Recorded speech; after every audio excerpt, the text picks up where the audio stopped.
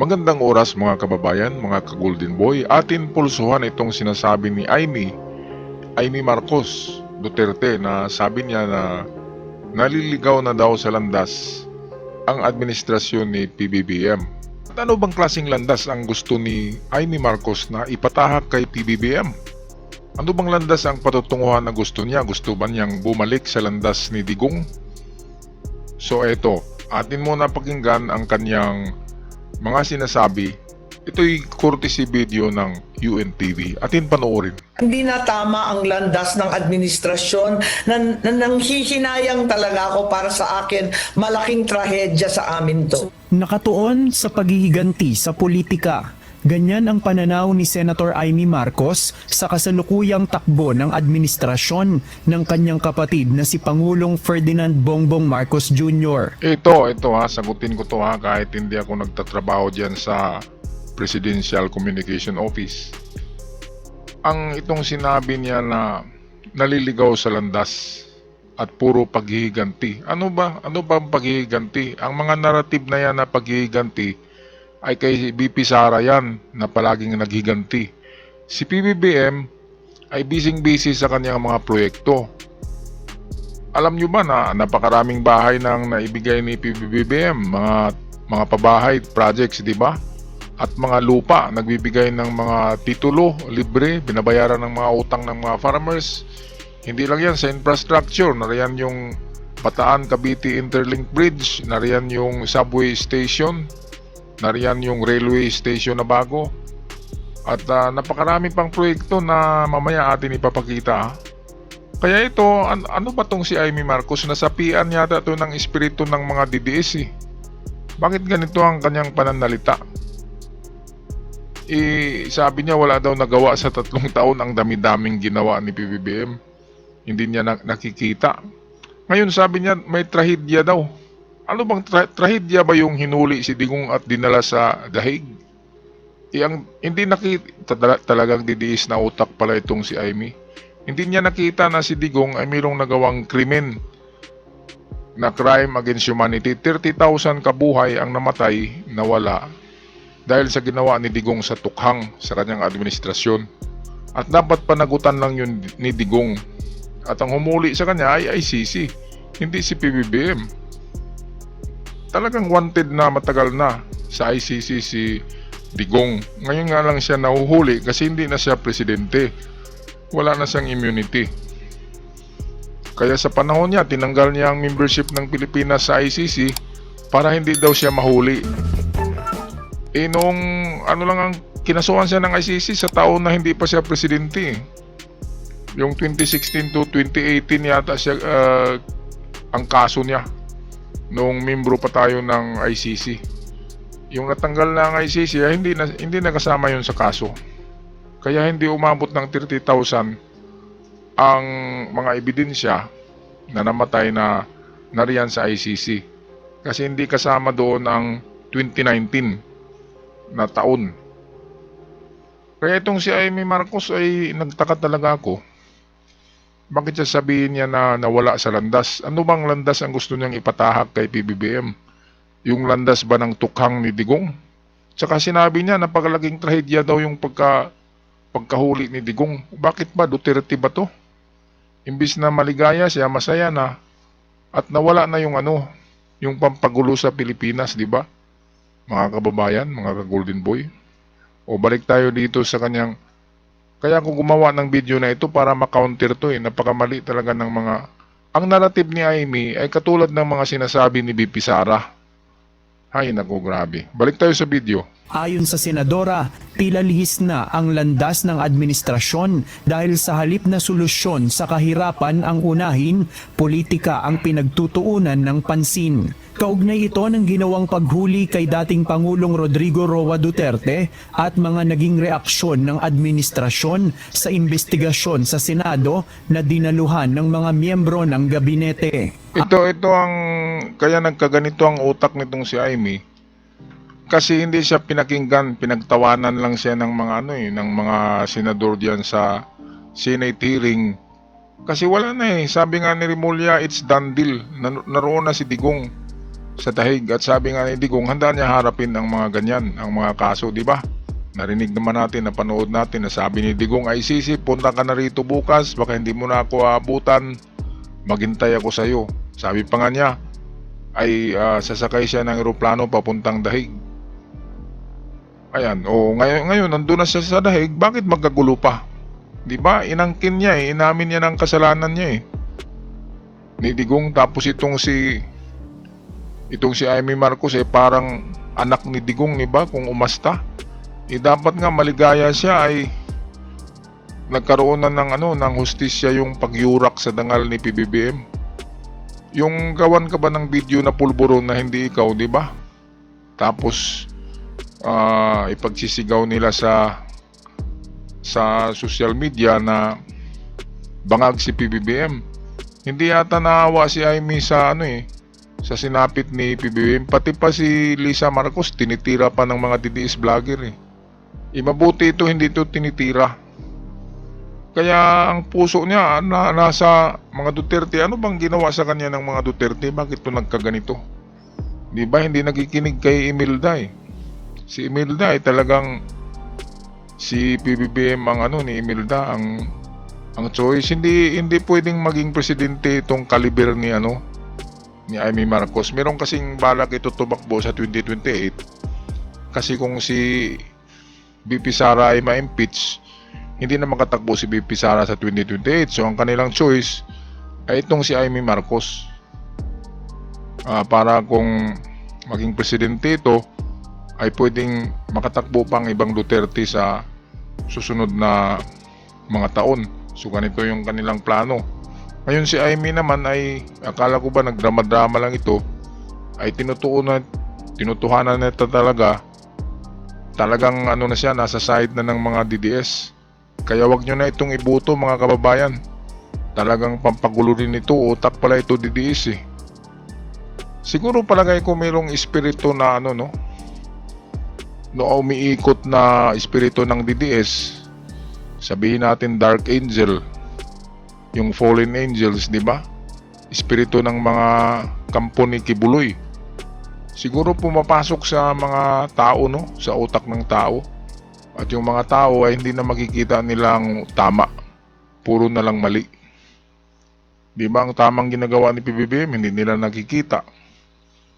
Mamaya sa dulo ng video papakita natin ang mga proyekto ni PBBM. Okay, atin muna tapusin tong video. Ayon kay Senator Amy, sa 3 taon na pamumuno ni PBBM, hindi anya natupad ang mga pangako sa mga proyektong pang-infrastruktura, agrikultura, murang pagkain at pagbibigay ng trabaho. Napakaswerte na naming pamilya, binigyan kami ng pagkakataon ulit na makabalik at linawin ang tunay na legacy nga ng aking ama. Ngayon... tumahimik ka na dyan.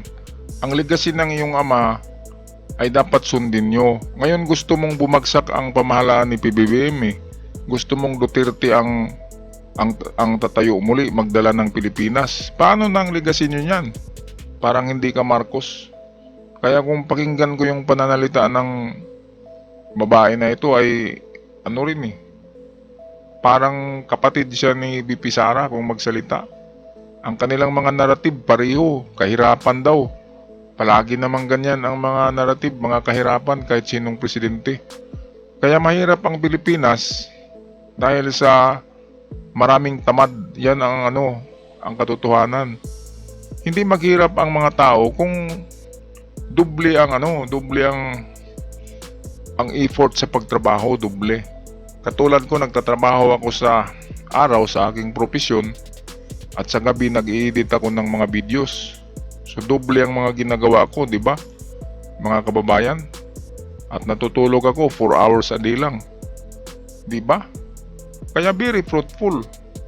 Meron talaga tayong kita. Kung ganyan kasipag ang mga tao, ang bawat Pilipino, nakikita natin nag-inuman lang Kung magkapera, iniinom yung pera, naubos, nagsusugal pa. Kaya nagiging mga mahirap. Ganyan talaga. Kasi kultura ng mga Pilipino yan. Ngayon, hindi lahat ng Pilipino ay mahirap. nabibilang lang. Yung mga tamad lang. Tapos ginagamit na ginagamit para siraan si PBBM na marami daw ang nagutom. Talagang may magutom kapag mga tamad. Di ba? Yung mga pulubi nga sa daan ay hindi nagugutom kasi nanghihingi eh. Kumakain sila nanghihingi. Hindi nagugutom. Basta't kumikilos lang, di ba, mga kababayan? Okay, so ito, patuloy tayo.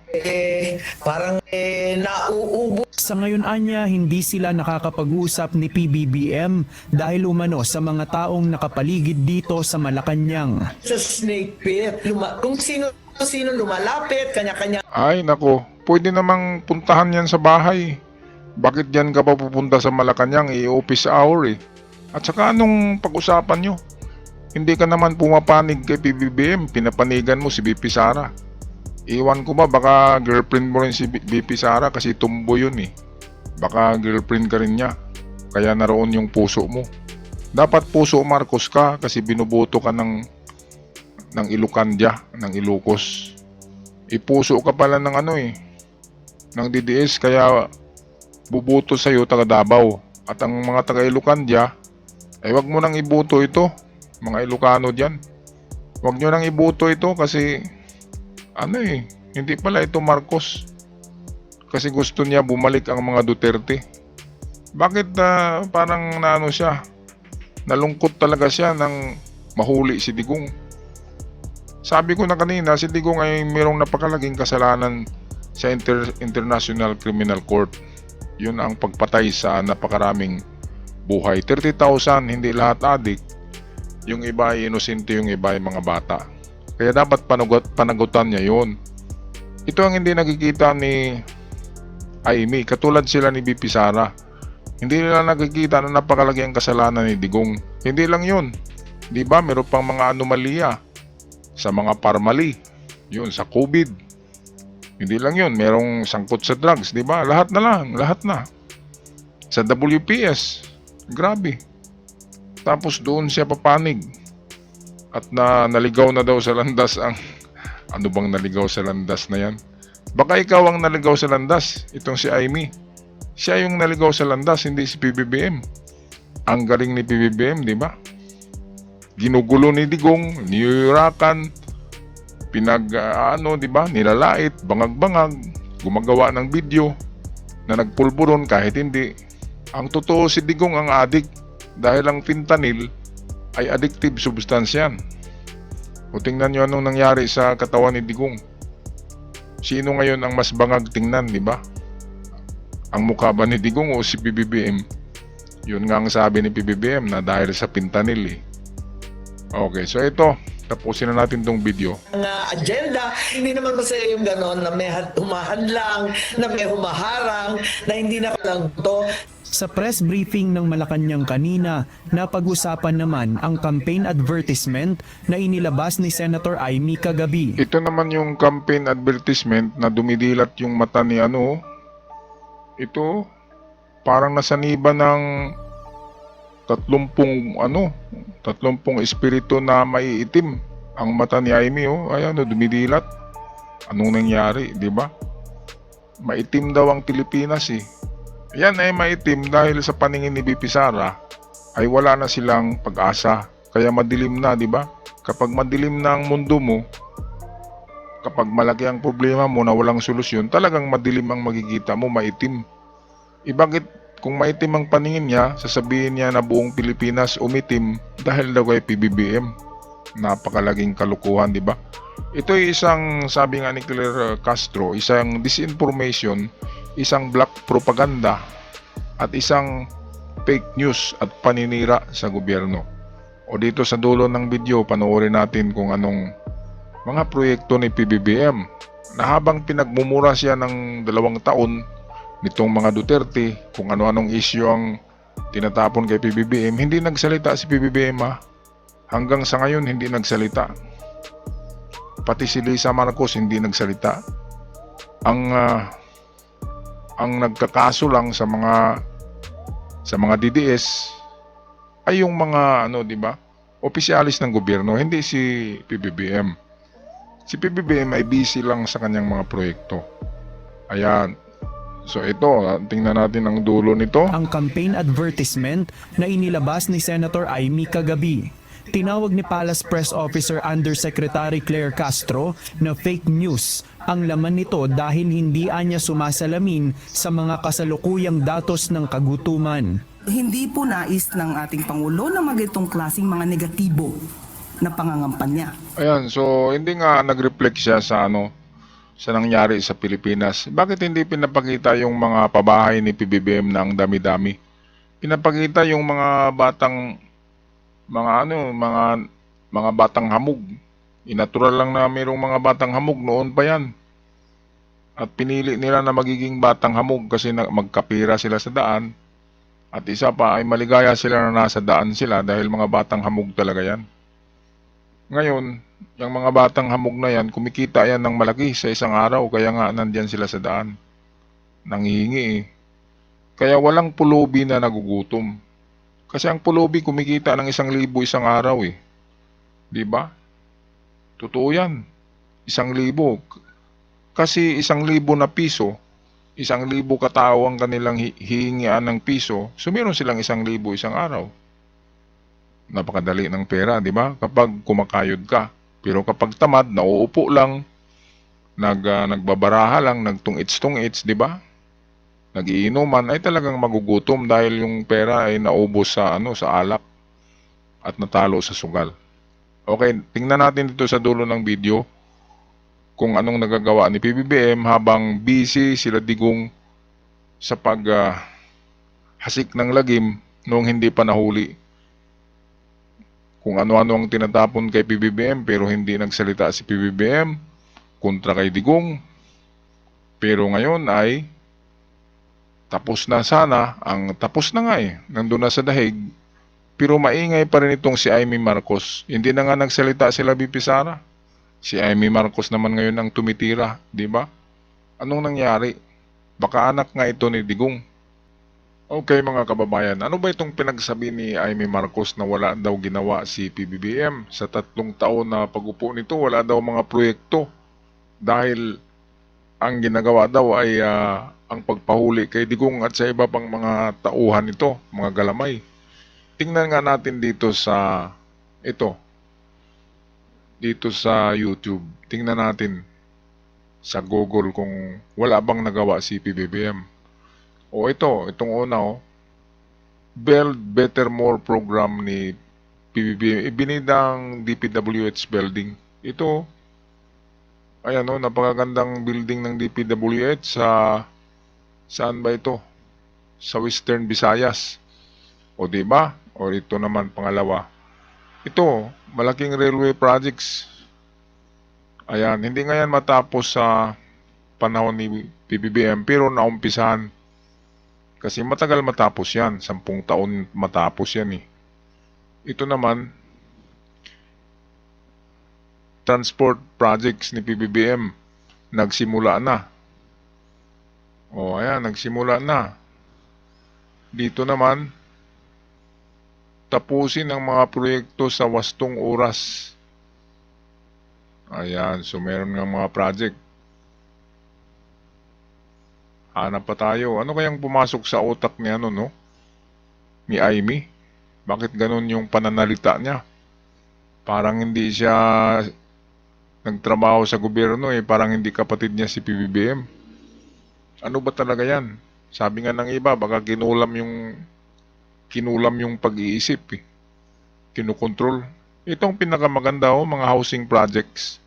Napakaraming housing projects ni PBBM. Marami. Ito sa Bliss Housing Project.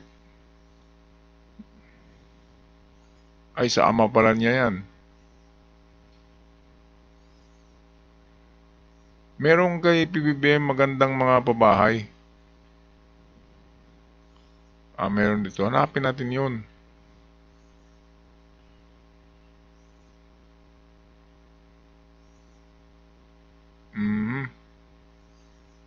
So ito yung i-repair Proyekto din to ni PBBM. Ito yung proyekto ni Digong na yung nasira, di ba? Ipa-repair na naman ni PBBM. Ito, lista ng infrastructure projects. 194 ka-project pala ang nakalista sa administrasyon ni Bongbong.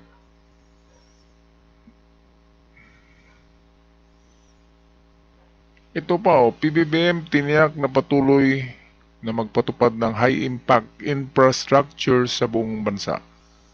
Merong mga proyekto. Hindi nakikita ni Amy kasi nakapikit ang mata niya eh. Nakapikit lang yung mata ni Amy at nakapokus sa kay Digong. Kung talagang totoong naghahanap si Amy ng magandang itong papalit sa gobyerno ni PBBM, bakit sa mga Duterte siya lalapit? Alam naman natin na lagim yun eh. Lagim team ang team ni Duterte. Mas maganda palapitan ni Amy ay yung mga dilawan, di ba? Kalaban ni PBBM. Kasi yung mga dilawan medyo intellectual yun. Kumpara sa mga DDS, ay wala talagang isip. Hindi nila alam, niluloko lang sila ni Digonyo.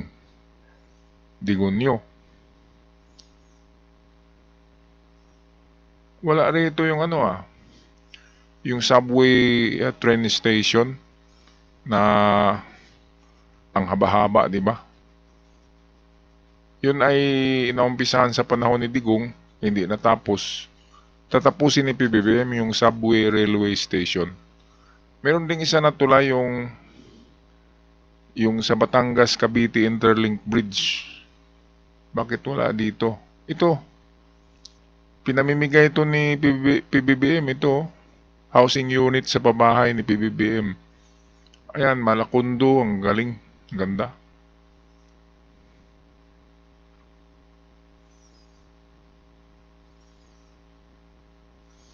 Meron pang isang proyekto si PBBM, yung pinagandang Pasig River. Wala dito eh. Ito na yun. Ito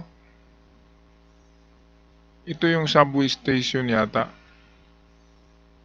Maraming issue kaya na-delay. Panahon ni Digong yan eh, hindi natapos.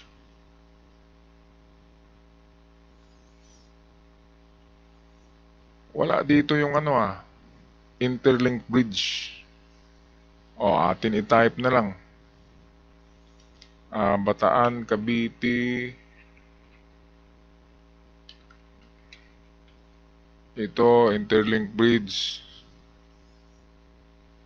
Ayan, di ba? Ayan, ang ganda-ganda. Ito, Bataan, Cavite, Interlink Bridge. Ayan, Ayan. Napakalaking project yan. Si PBBM ang magtapos niyan. At mayroon pang isa, yung sinabi ko na subway rail station. Ito, subway update. Inumpisahan na to, malapit na tong magamit. Ito, napakalaking budget niyan. Metro Manila Subway. Ayan. Yan lang yung iba sa mga project. Meron pa palang project si PBBM na namimigay ng titulo sa mga farmers, di ba? Sa Luzon, sa Visayas, sa Mindanao, nagbigay si PBBM.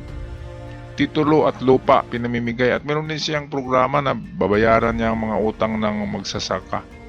Napakaraming ginawa si PBBM eh. Habang busy sila Digong sa paggawa ng pulburon video at panggulo, pagsigaw-sigaw kay PBBM ng bangag-bangag, si PBBM hindi nagkikinig noon eh. Bagkus nagtrabaho si PBBM. Kaya nga maraming housing project, maraming farmers na nabigyan ng lupa, nabayaran ng utang at nagkaroon ng titulo sa lupa. Napakarami. Yung na-mention ko lahat, totoo yun. Tapos si Amy sabihin wala daw nagawa. Nangurakot lang daw. Ano ba itong utak ni Amy? Grabe naman, kapatid niya. Tapos dapat hindi siya anti-government kasi sumasahod siya ng pera galing sa gobyerno, si Amy. So dapat magtrabaho siya, hindi yung parang utak na rin siya ni Sara Duterte na palaging inaaway si PBBM. Ayan, so yan lang ang ating episode ngayon mga kababayan, ka-Golden Boy. Paki-comment sa inyong mga saloobin sa ating comment section. At sa mga bago pa lamang nakabisita, huwag kalimutan mag-subscribe. Malaking tulong ang pag-subscribe at pag-like sa ating mga videos. Hanggang sa muli, paalam at ingat ang lahat.